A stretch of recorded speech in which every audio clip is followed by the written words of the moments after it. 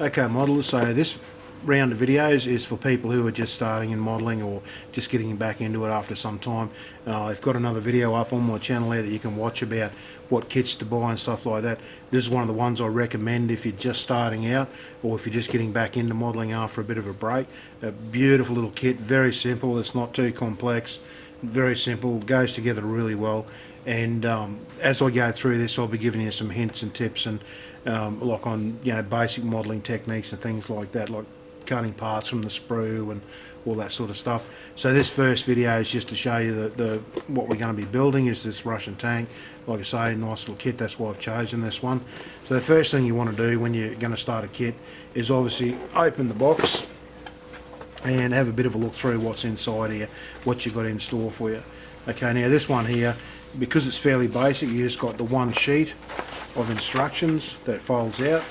Okay, and just got the road wheels together there, the base, and the tracks are in. They're not separate links, but there's a couple of separate links around the round idlers there. But they're fairly easy to put together. They're not hard. I'll turn the video on when I'm doing that. And then just putting the stuff on the outside of the hole. Put the top of the hole on over here. Put your gun together and put that on there. And that's pretty much it, guys. There's a few different types of ways. Now I'm going to paint this one just in the straight green. You can do it in this camo pattern, which has got that Russian green plus the dark brown or red brown colour for the camo pattern. I'm not going to do that because some people have asked me on the channel about how to break up or how to do Russian tanks in the green. So I'm going to go through and show you how to break up like just a plain green tank to make it look a little bit more interesting. So we'll actually be going for this guy here. Okay. So once you've had a quick look through your instructions, you know what's in store for you. Then it's just have a quick look through your sprues. This one's obviously been opened, but there's not a lot in this one here. There's 5 sprues.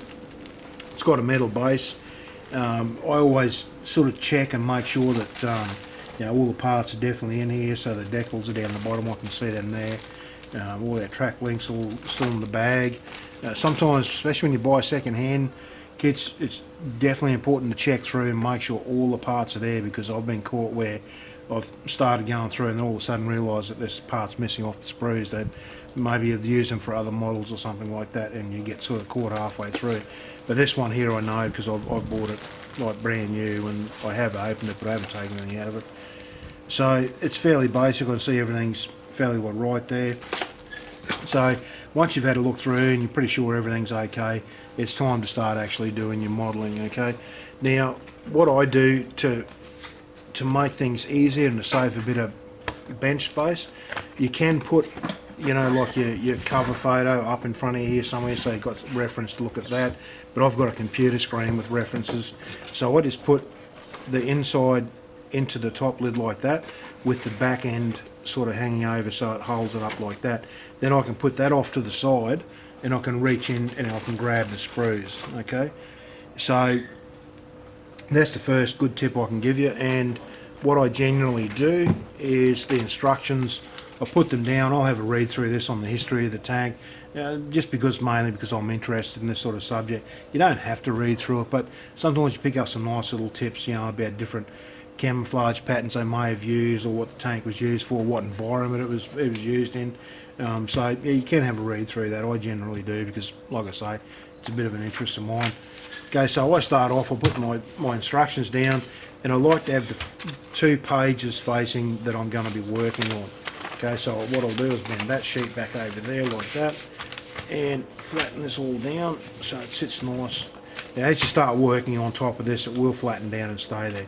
Now the reason I do this is because the instructions are always there and I do my building on top of it.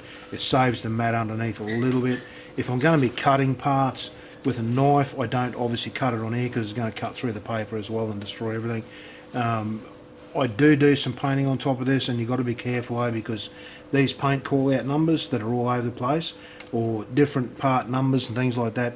If you're painting on top of here and you slip up with your paint, you can go over those numbers and you don't know what the hell's written underneath them.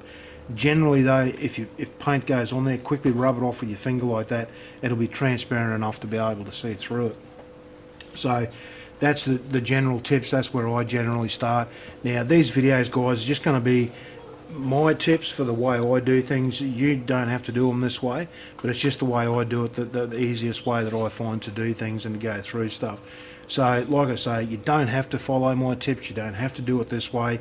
Look around the internet, experiment with stuff. You'll come up with your own ideas and stuff as you go through, but this is just the way I do things. It makes it easier for me, and hopefully some of this stuff will be able to help you guys as well. So anyway guys, we'll get started on this kit, and I'll turn the camera back on as we go through. I'll go through all the steps, cutting parts from sprues, all that sort of stuff. I'll just quickly add at the end of this, a lot of people actually tend to wash all their parts. They'll take this upstairs and they'll put it in warm soapy water, give it a hit with a toothbrush to take off all the like the resin stuff that they use in the molds, the mold solutions and stuff like that. Well, actually little bits of it will still be on the parts. Now that used to be a real problem back in the earlier days. There used to be a lot of that residue left over. It's not so much these days, and especially not with Tamiya kits. They tend to be fairly clean. And also find, because I handle it so much, if there is anything on there, it's going to end up coming off my fingers. And what I do is, before I start painting, I give it all a rub over with some alcohol, and that cleans the surface right up anyway before I do my painting. Now that's not to say not to wash them if you want to wash them, just to be sure, because I have been bitten with it where there has been release agent left on there, like a little spot somewhere. You go to paint it and there's a mark in the paint. Okay, so it's not like it's foolproof what I'm doing, but I find that it's such a rare occurrence that it happens. I'm willing to risk it, and if it does happen, I can just sand it out and respray that area anyway. So you don't have to follow my ideas. You can wash all your parts if you want to be thorough, but I like to choose a model and start building it straight away. It's just the way I am. I don't like choosing a model and then having to wait for a day for it to dry off, because then I've usually chosen something else I'd like to build anyway. So anyway guys, that's the way I do things. Like I say, as you go through and you do your own modelling, you'll work out your own techniques and whether you want to wash it or not, or just do it the way I do it. Okay guys, so I'll turn the camera off now and I'll turn it back on as we go through for some tips for you. Okay guys, so before we start, this is just a quick tip I can throw in here, something that comes in really handy. Now it's not so much for smaller kits that are fairly easy like this one with not too many sprues, but it comes in handy when you start getting a lot of sprues in the box. Now what I generally do in that case, I just take off a little bit of tape, like this stuff here. It's just cheap tape from Bunnings that I got, like $1 a roll or something. I'll find somewhere on the sprue that I can stick it. This one is a little bit hard because not many places I can put it, but hang on. Oh, here we go. I'll put it down over here. Okay. Now all we do, just put the tape through like that, double it over, like so. Okay. Now all I do then is right on there, and you look on here. So this is E sprue. So I'm just going to put an E on the tape on that side, and another one on this side. Okay, now once you label all your sprues like that, it just makes it much easier when you've got a lot of sprues inside there, and you know there's all these different call outs on the one little instruction. There might be an A, a D, an F, an E, all on the one little instruction. Now rather than having to look through and pick it up and look for those little things, these tabs will stand out, so you'll be able to pick them up. Now you can do it color coded. You can get those little post-it strips. You can do it color coded, so you'll get used to the different colors, and you know the E might be a yellow and the D might be a green or whatever. But I generally just use this one color. I used to use the post-it notes, and it is handy, but I find I start memorising the sprues anyway after a while, which ones are the E's and the F's and whatever. So that's just a really handy little tip before you start building. If you've got a lot of sprues in there, anything, you know, 6, 7, 8, you can get up to like, you know, 30, 40 sprues in some kits. So it's really handy to do this. So anyway guys, that's a quick little tip, and I'll turn the camera back on once we start doing our building. Okay, so our first little tip we're going to have here is how to cut your parts away from the sprues. Now there's a few different ways to do this. You can use a hobby knife to cut your parts away. Now in this one here we need parts 20 and 21, these two here, okay? Now if you're going to use a knife, you just have to be careful that you don't put it into the part. Like if you push up against the part and then cut, there's a chance that you will actually cut into the part. Now the basic rule with taking parts away from the sprues is that it is easier to take away extra plastic than it is to add plastic. So if you put a nick in it, or if you pinch it out and there's a gap in the part, you've got to fill that at some stage. It's much easier if you leave a little bit of plastic overhang on the part that you can trim back with a knife and a file and sandpaper or whatever. It's much easier to do that than to have to add putty or resin or whatever. So with a knife, all I do is I go up against the part, then out just a little bit, and I don't just push, I actually saw, like I cut through it like so, okay? Same on this side, over, and there we go, okay? Now you'll notice, hopefully I'll be able to get the camera to focus, and you can see it's left those little tabs on there. Can you see that? Okay, now there's a few different ways to clean those tabs off. The first thing I do, because there's so much of it left on there, I just use the hobby knife just to trim them off. Now, something you have to be careful of if you use a hobby knife to do this. If it's a brand new hobby knife, it's very sharp, it will tend to want to sort of bury itself and dig in towards the plastic. Forgive my dirty fingernails, guys, I've been painting a lot and I can't get that paint underneath my fingernails, so just forgive that. But there's a tab there, we're just going to trim that off. Okay, now you don't have to trim the whole thing off with your knife, just give it a quick thing like that.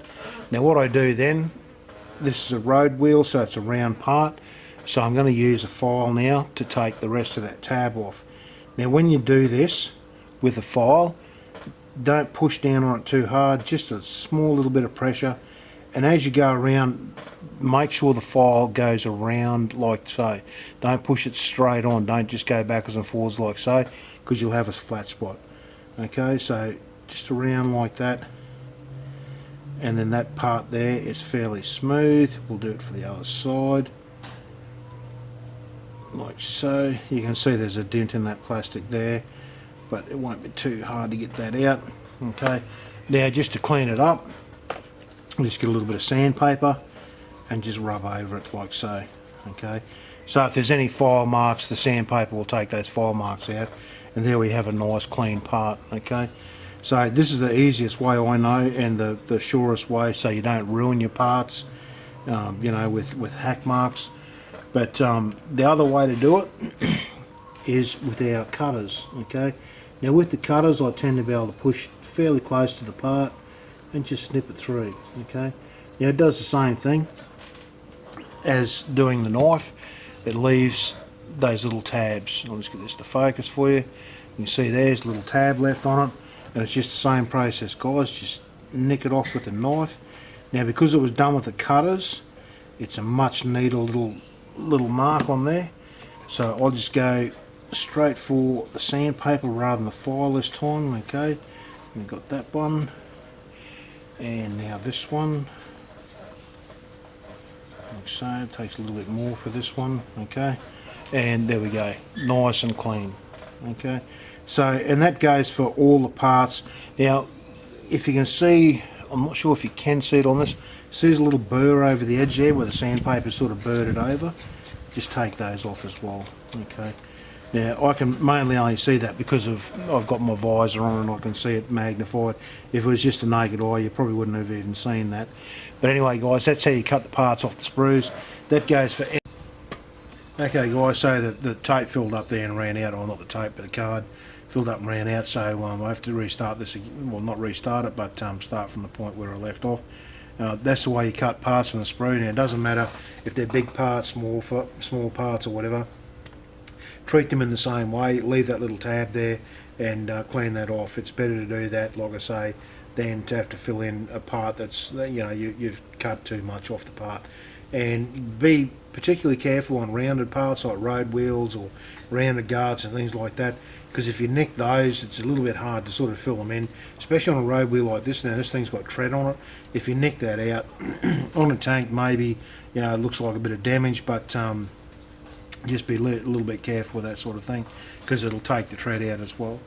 But like I say, use it on any parts at all. Now the only difference is when you get the photo edge parts, cutting them away, and resin parts are a little bit different, okay? But I'll do those in later videos because they're a whole subject on their own. Basically photo etch, you use a very, very sharp knife and a hard surface, and resin is pretty much just you grind it off the part or saw it off the part or whatever. A little bit different, a little bit more brittle. And the other one I'll be going through in this one here, because there is a couple of clear parts in it, is snipping clear parts. It's a different type of plastic, it's very brittle. If you use these techniques, it can actually crack the plastic, or it'll actually crack out rather than cut out. So I'll show you how I treat the clear parts. Forgive the helicopter in the background, I live near an airport, so you guys are going to hear these things in the background, these videos, every now and then. But hopefully this tip's helped you a little bit, guys, and I'll see you with the next tip. Okay, so the next part of our just basic modelling tips is the actual gluing parts together. Now we're going to start with these road wheels here. Now when you've got parts like this, you've got to look and make sure there is, hopefully you can see this, let's see how close I can get this camera to focus. Not that close obviously, but if you can see there's little tiny tabs there, and there's one on the opposite side as well. Okay, now there's little recesses on the other part for those tabs to go into. So when you're going to glue it together, make sure that you spin that around until those tabs seat like that. Okay, because if you don't, what's going to happen is you'll glue the part like that and it's actually wrong. It's actually wider, that gap will be wider than it's supposed to be. Spin it and it'll click in like that. Now there's a few different ways to do this. Now I use the Tamiya super thin glue, this stuff here. Okay, the label's gone off this, but I showed you in an earlier video, and just with the fine brush. Now all I do is put the brush down in there and just wipe it back and forwards. Now what that's done is that glue, because it's so thin, hopefully you've seen that, because it did go out of focus. That glue is so thin that it would have run into the recesses. I hold it for a few seconds like so. Now that part is glued together. Okay, so that's the first way you can do it. The other way you can do it, if you like, especially if you haven't got the super thin glue, if you're using say like a Rebel glue, or you know, a basic sort of plastic glue, you can put the glue on the parts first like so. Now I have to put this on a couple of times because this stuff's so thin it evaporates really, really quickly. Okay, so you put your glue on first, then put the part down. Now remember, you've got to spin that until it clicks in like so. Okay, hold it for a little bit. Now normally you'll find with the other cement that you use, like the Revels or the Testers or whatever, the normal cement glue, it takes a lot longer to dry than what this Tamiya stuff does. It's one of the reasons I use this, because it dries fairly quick. It doesn't completely dry, but it dries enough so the part will hold together. Okay, so that one there is held together fine there now. Okay, so once that's done, you put the parts aside, give them plenty of time to dry.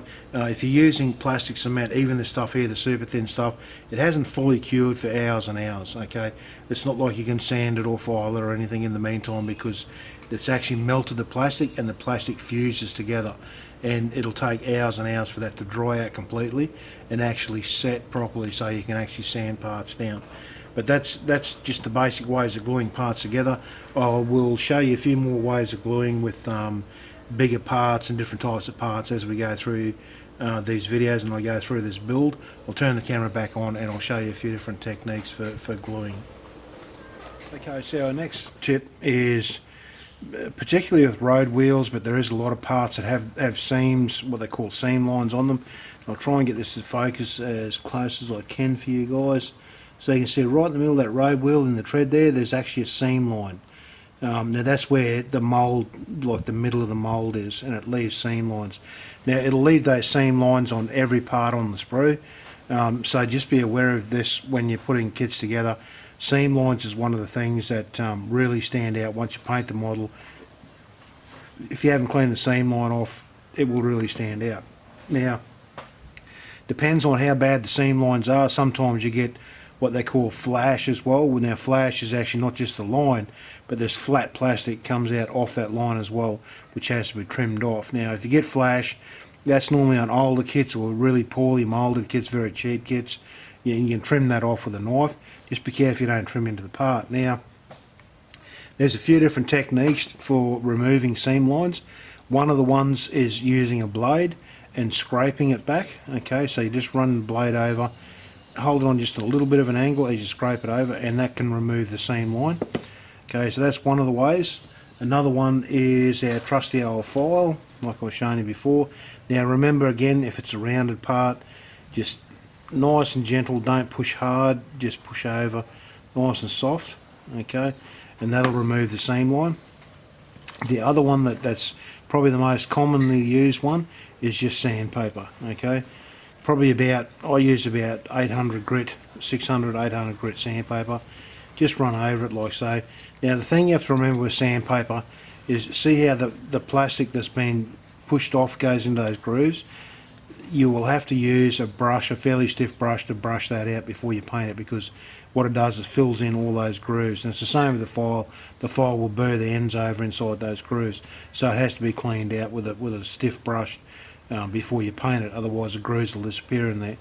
Now the other thing with sandpaper, when you push down, because your finger is soft, it'll push down and it'll round the sides on here. Okay, either side will be slightly rounded off because your finger is actually fairly soft, and it'll round those sides off.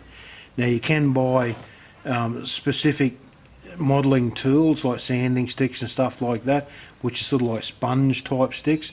You can buy some like nail brushes and things like that, which are a bit stiffer and they don't fold over as much, but they will still fold over a little bit. Okay, so it doesn't really matter what you use, your finger, a sanding stick or whatever. All the techniques have their place, and it's one of those things, guys, that you'll learn as you go through the techniques you like to use. Okay, myself, basically what I like to do, especially with seam lines on road wheels, I put the road wheel together first, which I'm not going to glue this one, but I'll just hold it to show you. And what I do is I hold the file across like that and go around like that, so I do both wheels at once to take that off.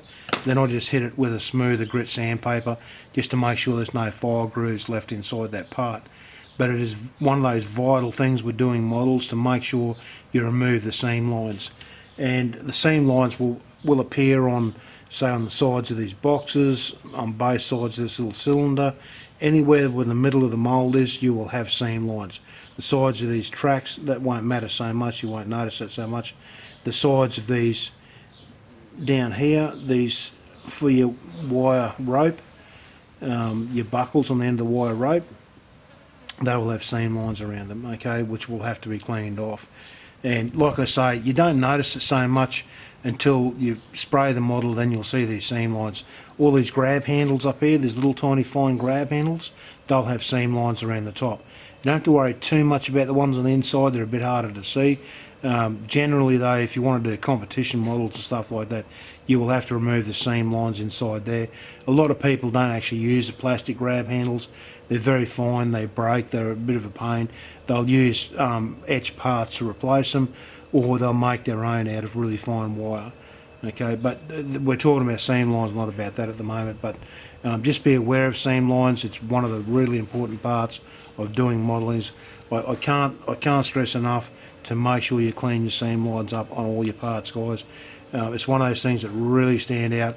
Once you put the paint on, it will just stand out, and you'll see seam lines if they're left on any sort of kit part. So anyway, guys, hopefully those tips have helped you with seam lines, and I'll start the video up when we get to our next tip.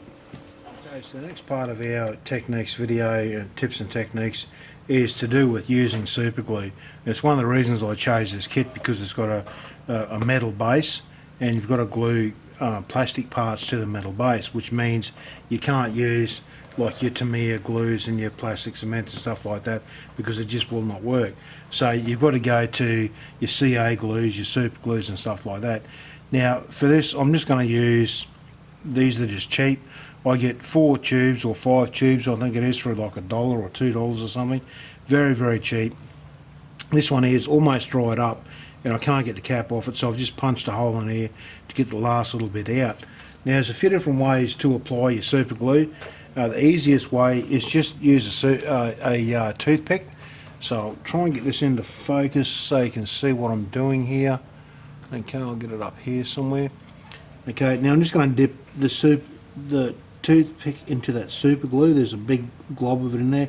Now roll it around a little bit at first, because the super glue will soak up into the wood when you first dip it in there. And then just put it around where you're going to place the part. Now this is going to take a couple of times to get the super glue into this part. I'll get this to focus for you so you can see it. Okay, spread it around fairly even, because if you don't spread this around even, just wait for this to focus again, guys. Okay, like so. If you don't get it to spread even, what will happen is you'll end up with lumpy bits, and the part will actually like stick up on those lumpy bits. So just forgive me for being a little bit fumble fingered here, because I'm doing this at a strange angle. Okay, just put the part in there now. Just hold it for a second and I'll let that sit. Now what I can do is spray some kicker on that to set that glue instantly, but in this case here I don't really need to, because that's hanging on there fairly well already. It's not crooked or anything, and it's nice, and I can just set it down and let that set on its own.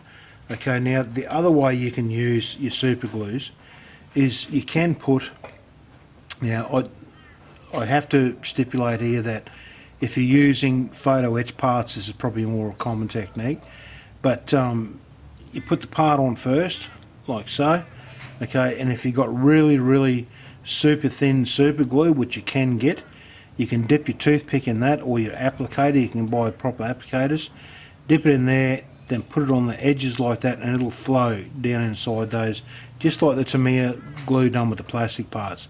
And this technique does work well, especially for smaller like photo etch parts and grills and things like that. It works much better, but in this case here you're better off just using like the thick super glue that's fairly cheap. Now one thing here is, if you buy the super thin stuff, it is very expensive to buy. The kicker's not cheap either, and it will not last. Once you crack that lid and put it back on, it'll last probably a few months, but eventually that bottle will get enough air in it and it'll set that super glue and it'll just disappear. So I very rarely use that stuff anymore. I have got little tiny bottles, the smallest bottles I can buy, sitting over here behind me, but I don't use those very often except for photo etch parts. So anyway guys, that's how to glue different types of materials together, plastic to metal and so on.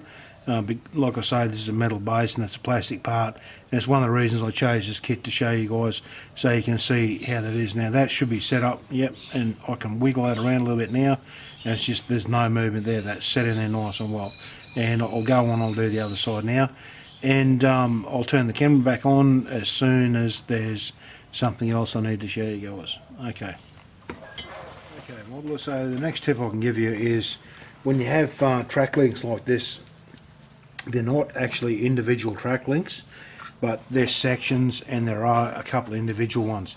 Now the individual ones are no problem, they go around the outside here, no worries at all. And you know, like you can sort of, each one you fit is on a little bit of a different angle. But what happens is, some of these sections here are too flat. Like this one here, just a flat piece, that's a flat piece, that's a flat piece. Now to make it look more natural, like I've got on this thing here, you actually have to grab the pieces and give them just a slight bend. Now be careful when you bend them. If you sort of just grab and just bend, they will snap. Okay, so just slightly bend, a little bit, like one at a time. I could use the other track, but it's actually just out of shot here at the moment and I can't get hold of it. But the idea is just to bend them just slightly. Actually, what I'll do, I do have one here. I'll quickly cut this off the sprue for you and just quickly show you what I mean by bending. I won't clean it up, I'll just cut it off and I'll just show you what I mean by bending. Okay, so we've got this piece here. Now this is really just a flat piece. Okay, you can see that, that's just straight ahead. So just bend just slightly, okay, just use your fingers, just move along a little bit at a time and just bend it like so, and that puts just that slight curve in it. Okay, and that's probably all you're going to need. If you need more, just bend a little bit more. Now another trick you can use tweezers like this and grab a section at a time and bend a section at a time. Okay, but if you use this technique, make sure you grab the whole link like that and bend that whole link, okay, and then do it on the opposite side, because what happens is when you do this it bends one side and then not the other, okay, and this is a really easy way to break the links, okay. You will snap them. You just have to be very, very careful when you use this technique. Like I say, just be very, very careful when you do it. But that's it. That's what you're after, is just that nice slight curve along there like that, and that'll make it conform much better to the tracks. If you can see on this one here, where I've got these tracks on there now, you can see that that's fitting fairly well. Okay, there's a nice sort of slight curve to everything. I've got it all glued down. It looks a little bit too flat along here, but that's the problem when you get these one piece tracks. You can't put any sag in the middle. Now if you had individual tracks, normally you put a little bit of sag, but not a lot. On these tanks here, on these Russian tanks, they didn't have a lot of sag in them, but there was a slight bit of sag in there. But you're not going to really notice this too much on this scale. So anyway guys, when you do that, like I say, put a little bit of curve in there like that. There's a couple of different techniques you can use to do those curves, but like I say, be very, very careful, because if you break it and you break it in the middle of a link, trying to glue it back together to make it look right, it's hard, and then when you go to re-bend it again, it'll just keep wanting to break in that same spot. But that's just a little tip to make sure your tracks go onto the tank and look nice and neat. Okay, so we've got another quick little gluing tip here guys. Now what we have to do is put these exhaust covers onto the back of this plate here. Okay, now the holes are drilled out ready for these, so you can't put them in the wrong way. The holes are there and they'll match up. Now just a quick tip, when you're putting kits together, these ones match up beautiful because they're a Tamiya kit. Like I keep saying, Tamiya kits fall together beautifully, but sometimes you get some kits that the pegs and the holes just will not line up. Okay, now there's nothing wrong with cutting the pegs off and sliding the parts around until they fit properly. Okay, you just don't be afraid to cut the pegs off if the parts don't line up. I know some people that will make sure the pegs go in, and then they have to do a lot of filing and sanding and filling and so on to get the parts to actually match up. Don't be scared to take those pegs off if they don't line up the way they should. Okay, so I'm going to show you two different ways that we can put these on. Okay, so the instructions say they have to go facing in it downwards like this. So I'll put the first one in. There's two pegs to line up. Okay, so that one there is now lined up. I'm just going to use my Tamiya super thin cement and just touch it up there with a brush full. Just hold it down like that for a little bit, and that is now glued. Okay, I won't touch that. I'll leave that for a few minutes to make sure it sets okay. Okay, so that's one way to glue it. That's the easiest way, and that's the way I glue most things if I can. Now this one here is the second way to do it. I'll just get this to focus for you. Okay, you can put the glue on the part like so. Okay, and then get it to line up where it's got to go.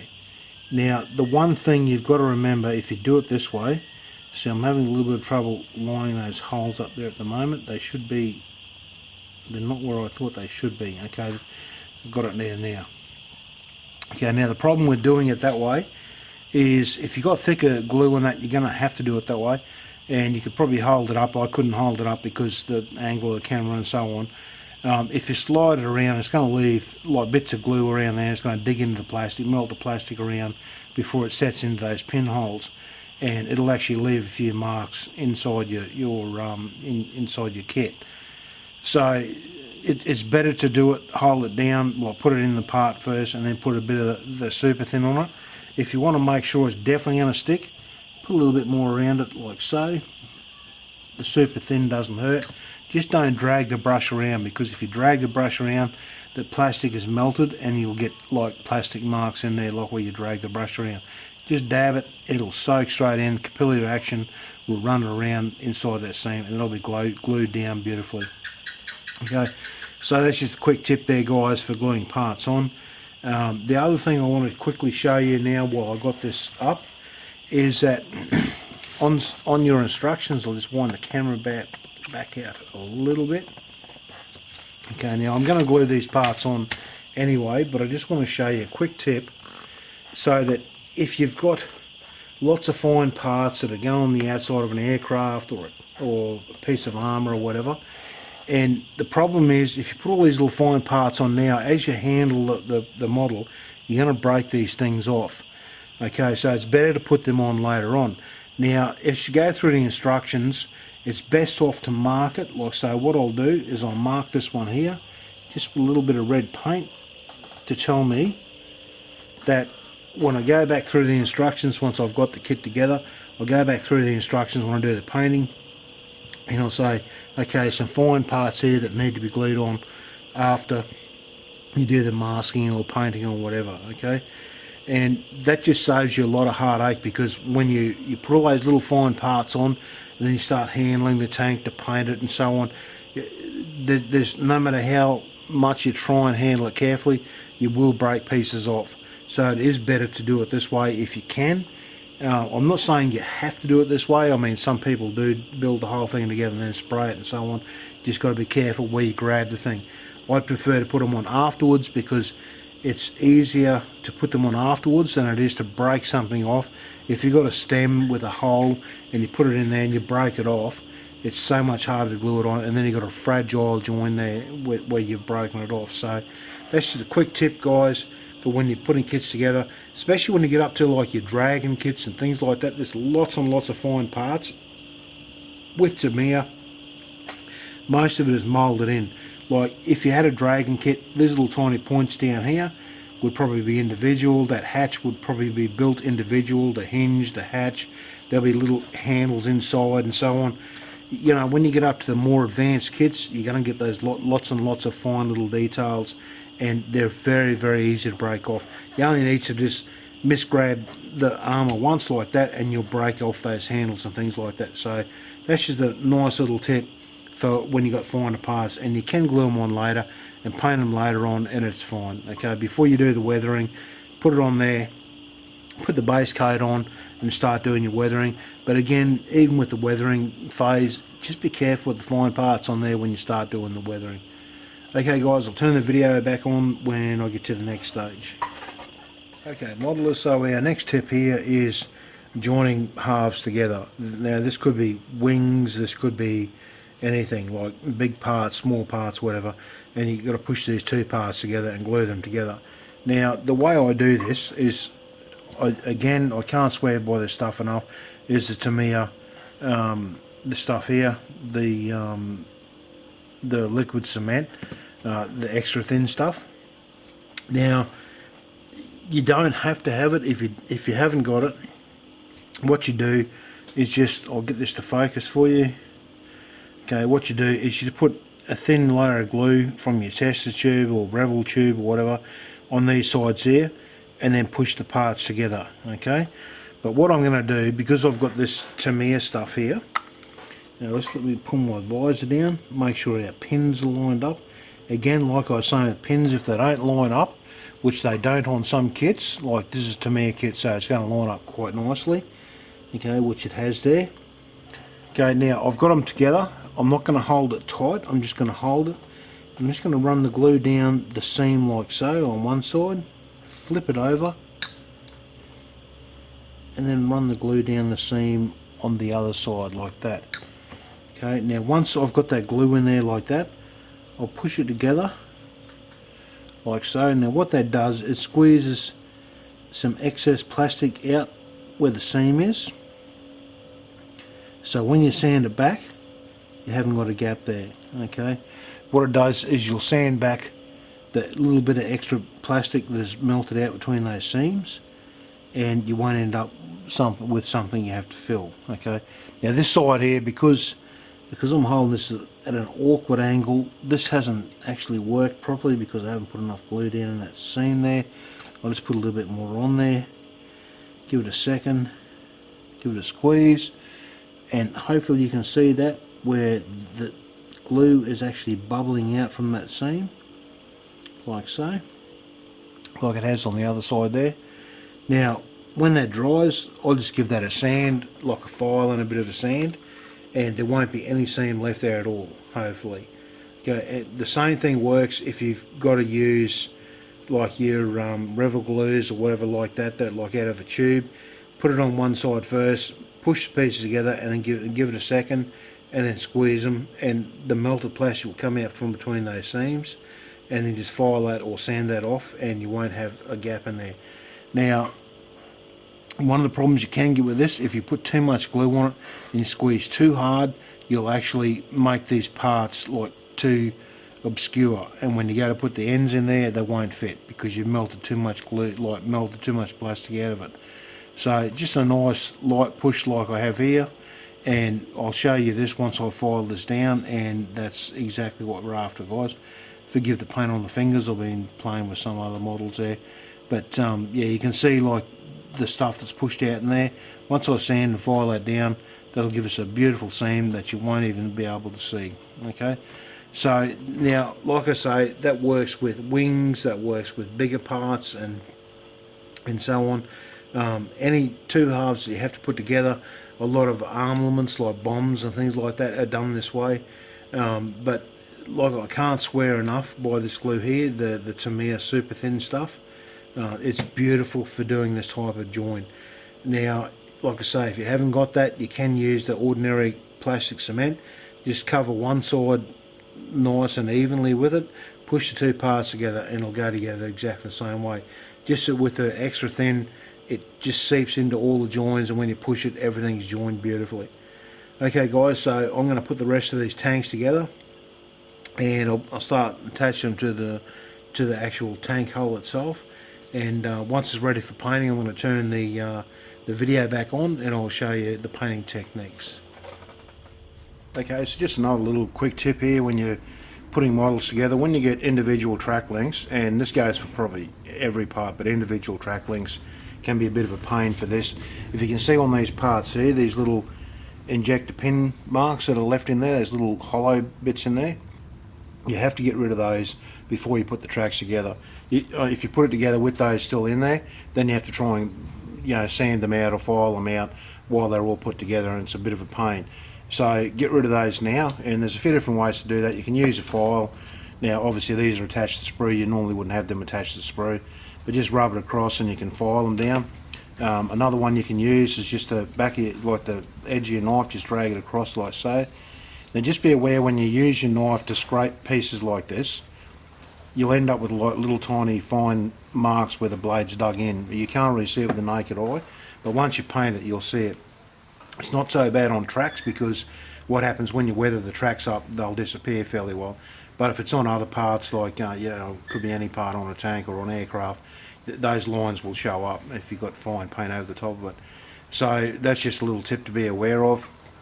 Like I say, you can get rid of them once they're put together if you forgot, but it is a bit harder to do. So that's just a handy little tip. It's the same for any parts. They can all have injection pin marks on them. Just check the part, dry fit it, and just see if that injection pin mark's going to show anywhere. The same with seam lines, like down the middle of your parts. It's better to clean them off before you put them on the actual model itself. Okay, so we're at the point where the tank's actually together. Everything, being a Tamiya kit, everything went together really well. There's nothing's out of alignment or anything like that. Nothing needed too much sanding or adjusting. Now this one here is a fairly neat build. I haven't done any battle damage, but if you're going to do battle damage, do it as you're putting it together, or you can do it at this stage here. If you want to put dents in your fuel tanks, which a lot of the World War II stuff, when it's been used for a while, they did end up with lots of dents and scrapes. Mud guards were always sort of bent up or missing or whatever. Bullet marks around the things and stuff like that. So if you're going to do that sort of damage, do it as you're putting it together, or do it at this stage here where it's fairly bare and fairly clean. Now at this stage here, I can go around and put all the grab handles on, all the finer details and stuff like that before I paint it. Now with this one here, I am going to do that. Normally I wouldn't. I would actually leave all those finer parts off and use that trick we were talking about before, where there's parts that I'm not putting on. I'll put a red dot there to show that that part is still not on there and has to go on later on. Now the reason being is because when you start weathering, and especially if you're going to put camouflage patterns and you've got a mask and things like that, those fine parts are going to get in the road, they're going to get damaged and broken off and so on. This one here, because it's going to be just fairly plain, it's just going to be the one colour green, and I'm just going to show some fading effects to give tonal variations in your green colours on Russian tanks. So there's not going to be a lot of heavy weathering on this tank, so those parts aren't going to worry me too much. So I'm actually going to go ahead and start putting them on now. I have I'll put up after this about handling fine details, like how to glue fine details on. Most things like grab handles and stuff like that, you can just use tweezers or whatever to put them on. You know, like if you had a grab handle has to go here, just put a dab of glue on either end of the grab handle, and then just hold it with your tweezers and put it in place and hold it there for a second, then let it go and it'll be right. Photo etch obviously is a little bit harder because you're using super glue and stuff like that, but I'll put a little video up from another one of my videos. I'll put a clip up of using photo etch parts, smaller parts, and how you can handle them, like really fine delicate parts. Now in this video it's actually photo etch parts, but it's the same for really fine plastic parts as well. I use the same technique. So anyway guys, I'll get on with this. I'll get all the finer details on there, then I'll turn the camera back on when it's time to start doing the painting. Okay, so just another tip here. I'm going to still put up the photo etch, handling fine photo etch parts, but I decided to quickly show you it's the same technique with using the small plastic parts, like fine plastic parts. Now the trick is I've got to put a small part in that little groove there, in that little tiny indentation you can see up there. Now all I do, I use one of these, just a generic glue stick. This one here happens to be a Bic, as you can see. Okay, now this is just like a tacky glue stick, and I just use a toothpick and I just stick into the end of it. That just makes the end of that toothpick fairly tacky. Now the next part I do, I just use a little bit of my Tamiya extra thin glue and just put a dab of it in there where that part has got to go. Okay, now I pick up the part with the toothpick. Now I pick it up in the right way, that so I don't have to sort of bend and twist and carry on, so it should be fairly easy. So I've got that small part on the end of that toothpick now. I'll see if I can get this to focus for you so you can see that. You can see that little part on there, so it's hanging onto that toothpick, and I just dab it into the glue. I'm doing this little fairly strange angle guys because of the camera, but hang on, just put a little bit more glue in there because that's dried up. I've taken too long to put that on. So we just place it on there like so, hold it for a second, then pull it away, and there's the part in place. Now if it's not straight, like it's not in position where it should be, you have got a little bit of time to play with it and move it around because the glue doesn't dry instantly. So that's fairly well lined up there now, and that's it. Now just remember though, if you're using super glue for photo etch parts, you haven't got a lot of time to play with it. I use the cheap super glue for doing that sort of thing, the cheap thick sort of stuff, and the reason I do that is because it doesn't dry instantly. You do get a little bit of time to play with it, but if you're using the really super thin stuff, the very expensive stuff, and it's in small amounts, it tends to dry very, very quickly, so you haven't got much time to play with that part. Normally once you put it on there, and by the time you go to move it, it's stuck, that's it, and it's in place. So that's why I use the cheaper super glues, but I'll show you that in the little clip I'll put in after this, showing you how I use the same technique with super glue and photo etch parts. Okay, modeler, so our kit's now together. Everything's sort of in place. I'll put as you can see, the grab handles and pull rails and tanks and all that sort of stuff, they're all on there. So we're up to the stage where we're going to actually start laying some colour on this thing. Now generally what I do with no matter what kit it is, I always put a base coat, like an undercoat down, and there's a few reasons for that. It gives something for the paint to stick to, and also if it's a grey undercoat or a white undercoat, you can see any blemishes in your finish. So if you've still got little bits and pieces that aren't right, seam lines or injection pin marks and stuff like that, they'll really show up with the grey undercoat.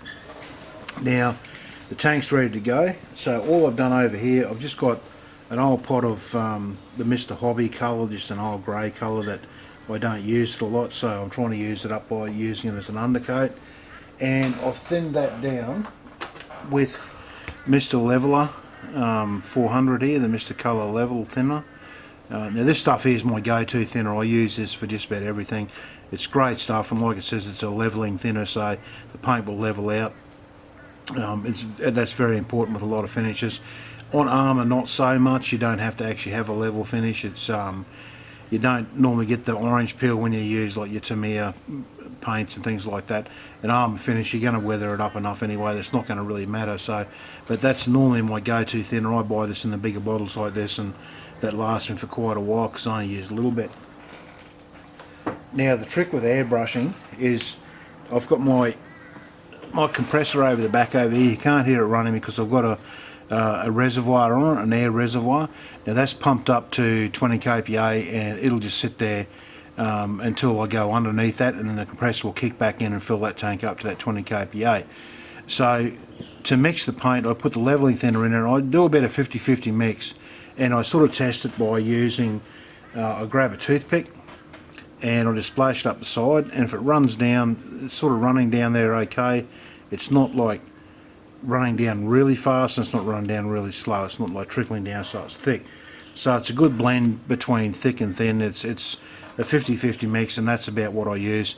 Now forgive me for the state of the airbrush. I've just done a lot of painting this afternoon, and on different models, and I haven't got around to cleaning my airbrush up yet.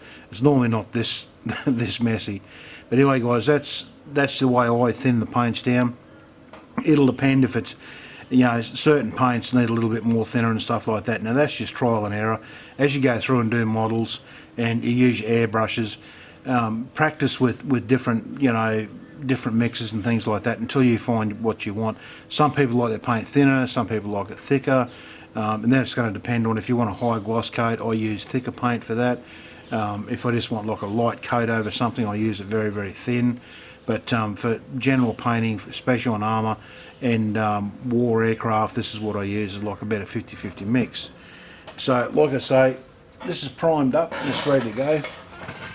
So before I actually start airbrushing on there, I've got a stiff brush off to the side here, this guy here, and I'll just go over and give this a quick sort of a brush over.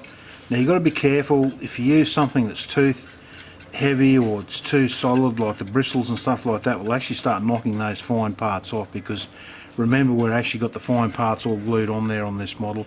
I decided to put those on now rather than later, and I just give it a brush. Now that just gets rid of any hair or lint or anything like that basically that's stuck to that armour. I'm not going to do the underneath of this tank because this one here is going to be sitting on a base and you'll never be able to see underneath it anyway. But when I spray, I will do a bit of a spray up underneath on these parts here, because you will be able to see those if you get your eye level down close enough.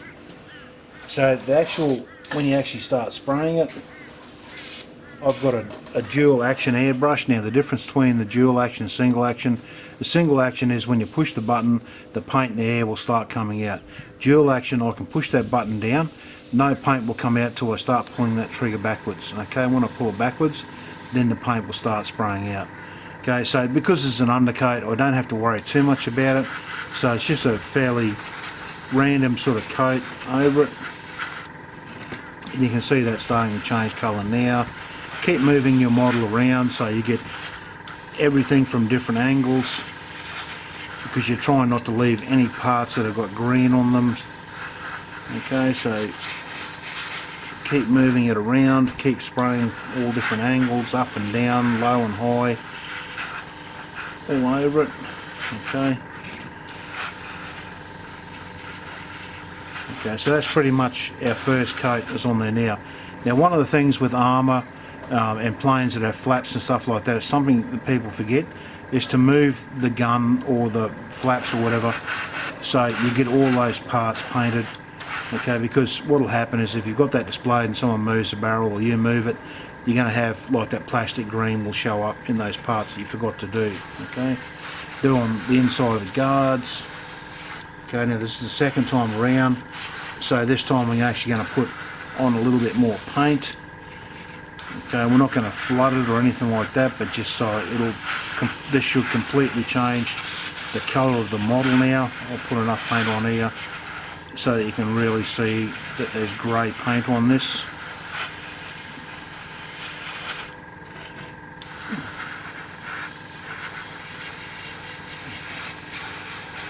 Okay, so everything's starting to look nice and grey in there.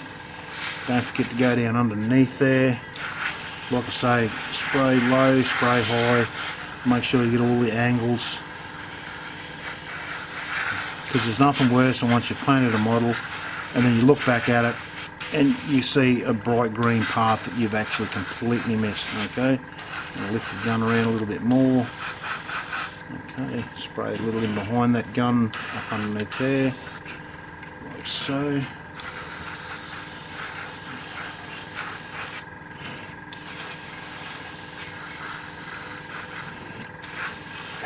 little bit more on the wheels, because the wheels are going to cop a little bit of a hiding when I do the weathering. Get right up underneath the guard, so tip it up a little bit. I'm going to get up underneath here a little bit and make sure I've got it all.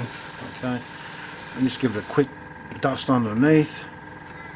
Again, underneath the front, just make sure I've got underneath the front here, like so.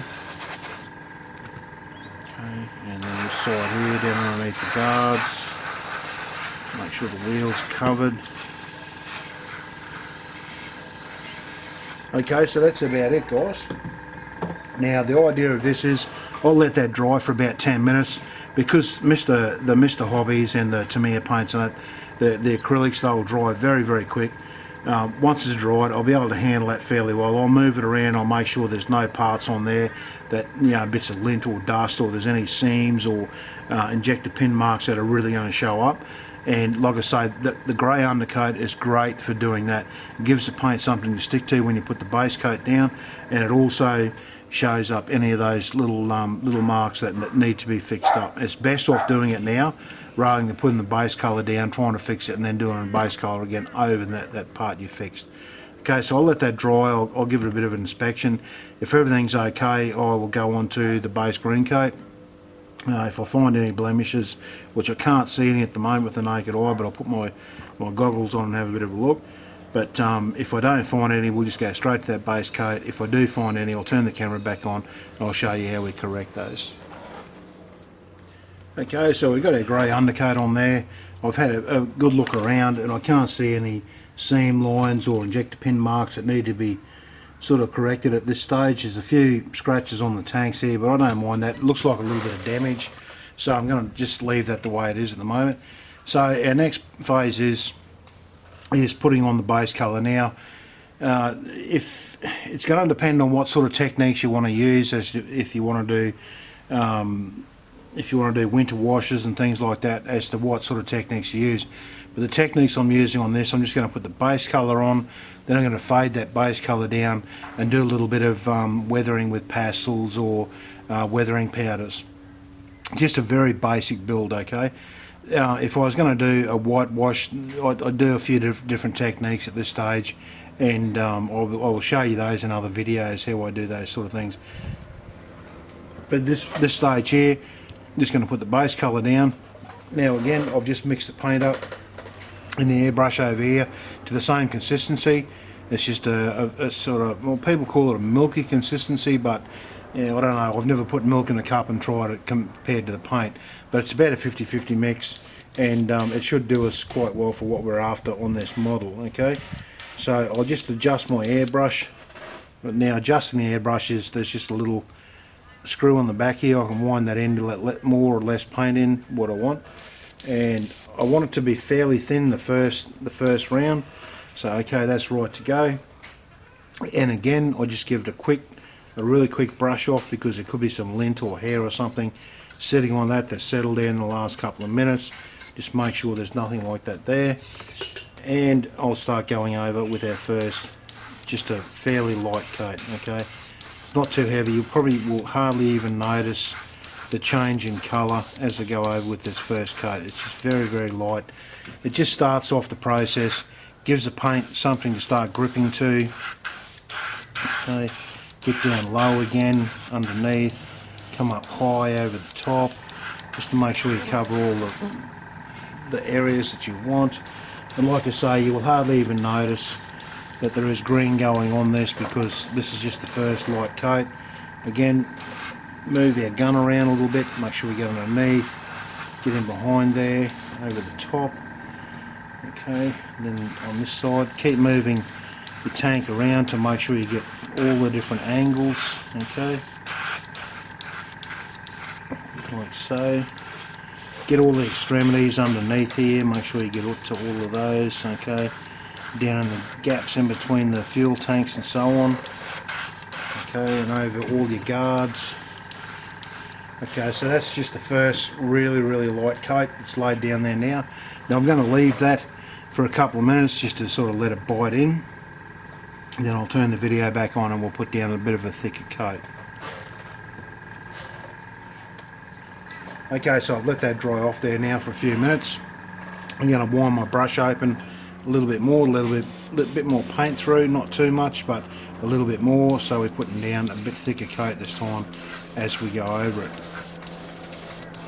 Now the Russian green colour is something I'll speak about as I go over with this second coat. The Russian green colour is a very odd sort of colour. It's one of those colours, it's sort of consistent, I guess, but depending on where it was used, how much use it's got, as to how faded it is and how dirty it is and stuff like that, it really leaves it open to pick what colour you really want, as long as it's roughly about the same. You know, like if you want something that's been like really weathered and it's out in the sun, it's had a really hard life, you can use a much lighter green to fade it down. This one here I've used a bit of a intermediate. It's a little bit probably more greyish than what the normal Russian green is, but that's good because as I start weathering this down, it's going to actually lighten all that up, and that's what I'm after, is because it's that greyish colour, when I weather it down, it's going to give me a really nice sort of tone, or a nice green effect, and it'll be very close to what the Russian tanks would have been once they'd had a little bit of use, been out in the sun, had a bit of dirt and stuff on them. Now again, I'm going to be moving stuff around here just to make sure I get everything. I just want to make sure I get the back of that gun there up on inside, okay. Now one of the things, just spill a little bit of paint at the top. I haven't got a top for this this airbrush, which is, as you can see, sometimes a little bit, if you're not careful, you can actually spill a bit out the top, and that's where you've got to be careful. If you're painting over the top of your model and you haven't got a cup on or a cap on, just don't shake the brush around too much, because you will get a splash over. If you get a splash over, that's it. You've got to wait for that to dry, sand it out, and start back at scratch again.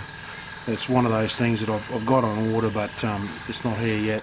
So now I'm just going over just light dusty coats, just to make sure I've got a nice thick coat down there, so the weathering is not going to affect it too much. It's not going to wear through anything. I've got enough paint down there that it's not going to wear through, okay.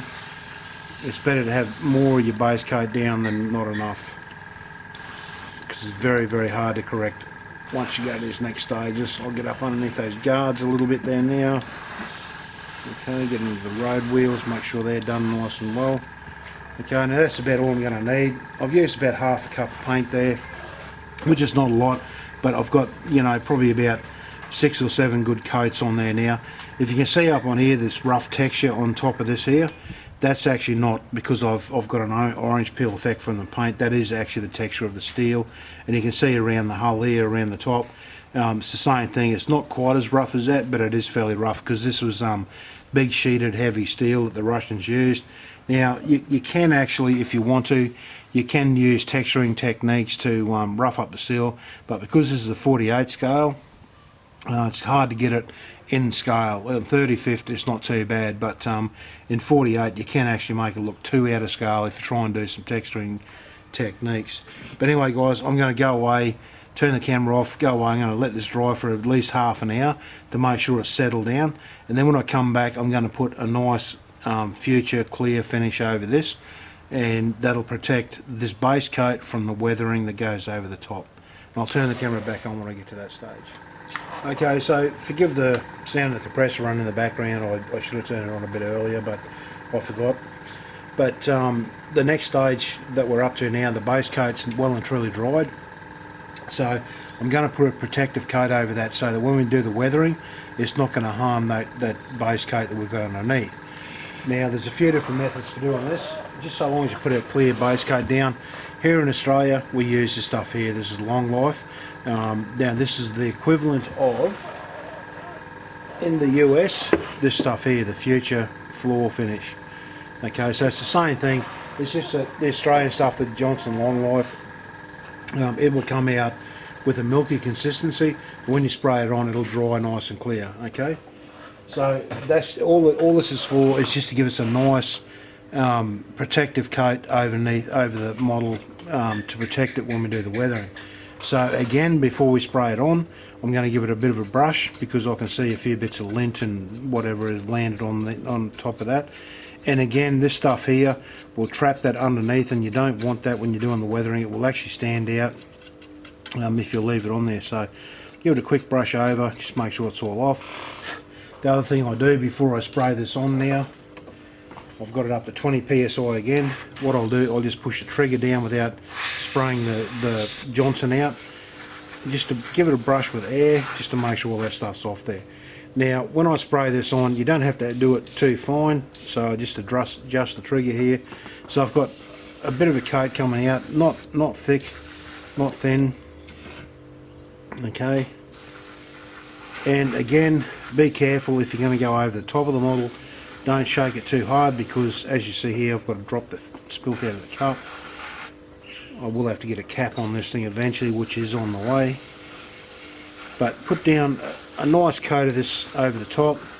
Okay, now the thing is with this, you don't want to put too much on there. You don't want to make it too thick, because it will actually get rid of the detail. Like, you know, if you, especially on the turret here, on the front where the gun housing is, you've got that nice rough texture there. If you put too much of this on, it'll just smooth that out and it'll just look too glossy. So you want to put a coat down so it protects for the weathering, but you don't want to get rid of the detail. Okay, so just going over with the first coat, like so.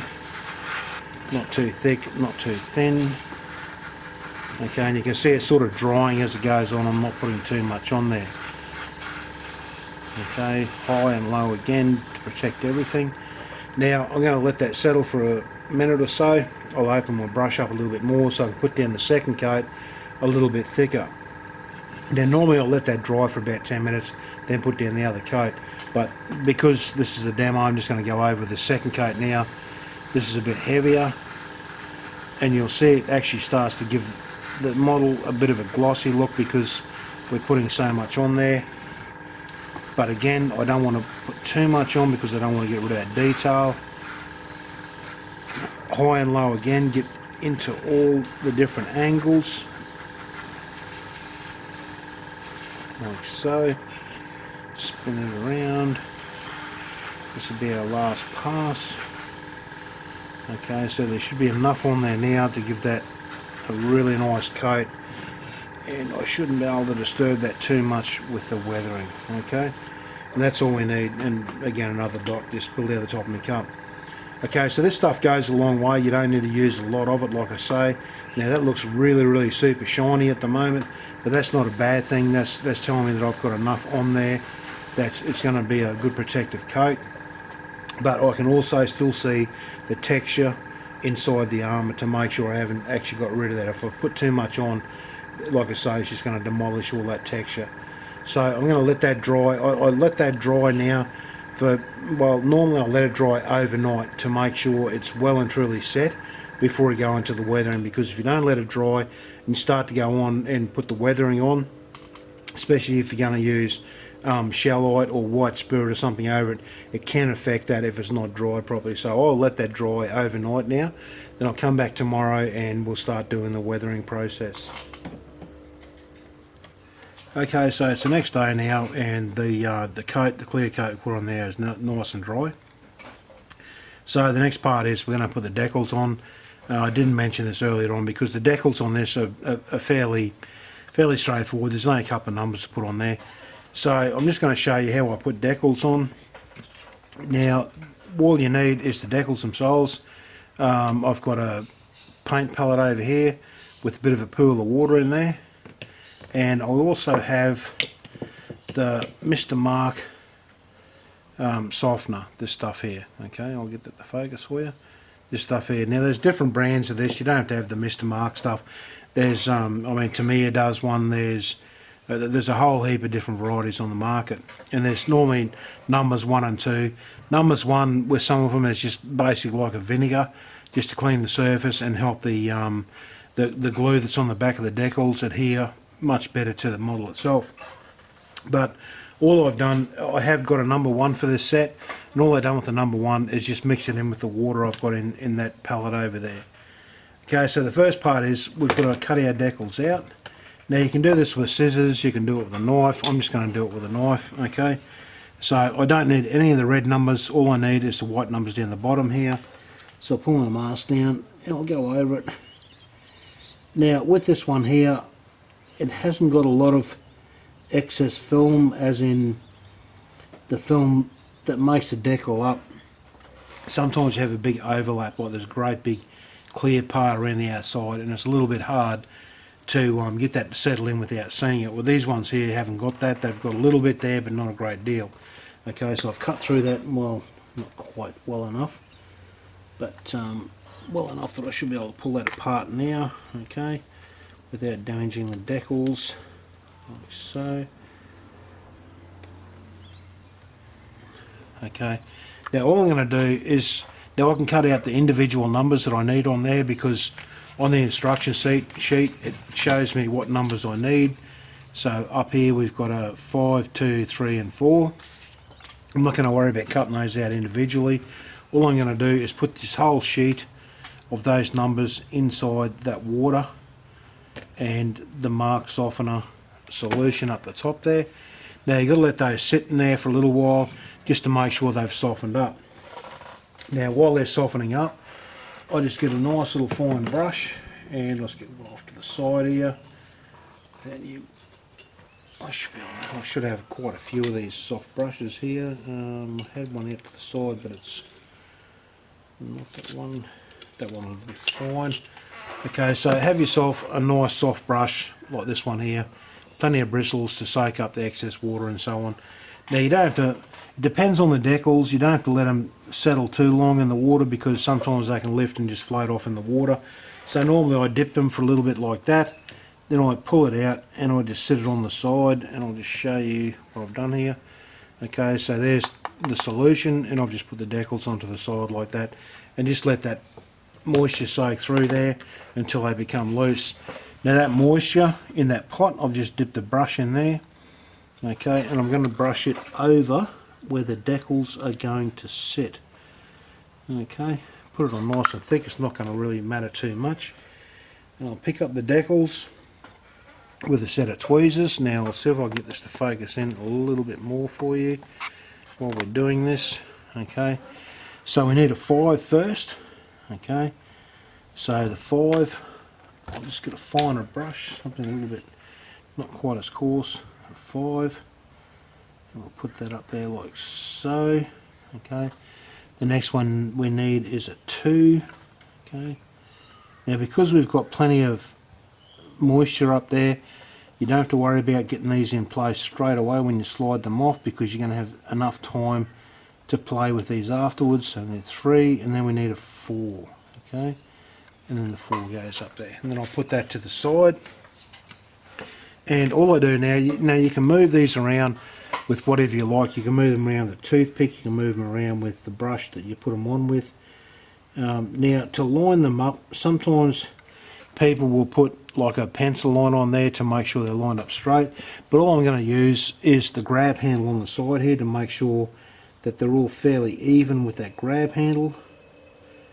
Okay, so that none are sitting higher than the others, so they're all fairly square sort of thing. Okay, now make sure they're standing up nice and straight like they should be. Now all you do is, when you do this, pull your head back a little bit and take the visor up, just have a look to make sure it look fairly straight. Now I can see that 2's down just a little bit low. I'll bring it up a little bit, and this is all you do, is just make little adjustments until you get everything in the order that you want them. Okay, so I can see that 3 is a little bit crooked there, and the 4 can go a little bit more that way, like so. Okay, now if they are a little bit crooked, it doesn't matter too much. I mean, it's one of those things you can keep adjusting it until you get it right, because you've got so much moisture underneath these decals. Don't panic that they're not all lined up straight away. Like, you've got plenty of time to play with them and get them exactly where you need them to be. Okay, so don't panic too much if they're not in line when you first do it. You know you've got plenty of time to get them in line. Okay, so now that's fairly lined up as far as I can see.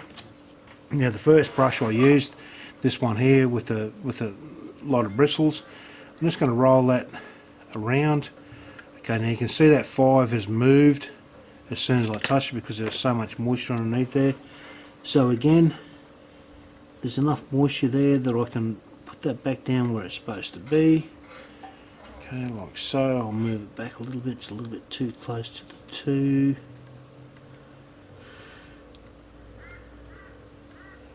Like so. The 3 can come down a little bit. Okay, now that's fairly well lined up there now as far as I can see. Like I say, I'm doing this at a bit of an angle, so if it's a little bit crooked, I'm sorry guys, but it's just, you know, normally if I've got it on a straight angle I can see it much better. Now because I've used that brush to roll that out, I'm going to let that sit there for a little bit. Now the next part to dry that out even more is to use a cotton swab, okay, and just roll it towards the outsides like so. Try not to push too hard, because if you push too hard then you're going to move the decals around. Now all this is doing is squeezing out the water that's underneath those decals, okay, so it squeezes out the side and you won't end up with any sort of bubbles inside there. So that's fairly straight there now. Hopefully you can see that. Okay, maybe a little bit crooked in places. Like I say, it's hard to see the angle I'm sitting on, but that's not too bad. Okay, so I'll do that on the other side. Once that is set, now normally I'd let that dry out, but because this is a demo, I'm going to use the Mr. Mark softener now, and all I do is just put a bit of a brush of it over the top of the decals like so. Okay, just dab it on there. Now when you use the softeners like this, what's going to happen is give it a few minutes and those decals are all going to crinkle up. They're going to have huge big crinkles in them. Don't panic, okay, that's part of the process. They'll crinkle up, but once they dry they'll straighten out and they'll settle onto that surface just beautiful. Okay, now with an aircraft, or if you put in decals over panel lines and stuff like that, these things are a must. To put that softener on there is a must, because it'll actually settle those decals into the panel lines. So you'll have a panel line through, say, the number 4 there, and it'll actually settle into that recessed panel line, so it looks like it's part of the paint job. It doesn't look like a piece of plastic put over the top. Okay, so I'm going to set that aside. I'm going to let that dry for a while, then I'll do the other side. And then when we come back, it's time to do the weathering. Just one last tip: you've got to have a glossy surface to make sure your decals sit down properly, because I'll put that Future over it or the Johnson Clear over it first. We've got a nice glossy surface for those decals to sit down on. If you've got a flat surface or a satin surface, you're going to end up with what they call silvering, where the clear film on the outside of these numbers, you'll be able to see it as like a silvering effect will come through. So have a nice glossy surface to sit them down on. If you haven't got a glossy surface, you can use Future or the Johnson as you lay it down. Put that down first and put those over the top, and then let it dry over that. That'll help it settle down to the surface. But that's a trick for different types of surfaces that you're after.